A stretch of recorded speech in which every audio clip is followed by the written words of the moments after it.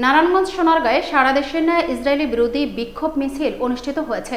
ফিলিস্তিনের হওয়া নির্মম গণহত্যা ও বর্বরতার প্রতিবাদে সোমবার বিকেল 4টার দিকে এই বিক্ষোভ মিছিল ও পথসভা অনুষ্ঠিত হয়।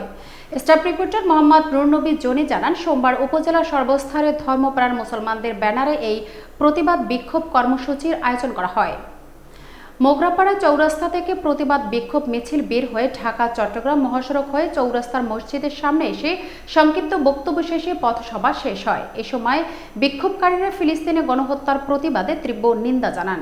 সেই সাথে ইসরায়েলি পণ্য বয়কটের ডাক দেন। এতে বিভিন্ন শ্রেণী পেশার প্রায় 5 শতাধিক নারী পুরুষ অংশ নেন।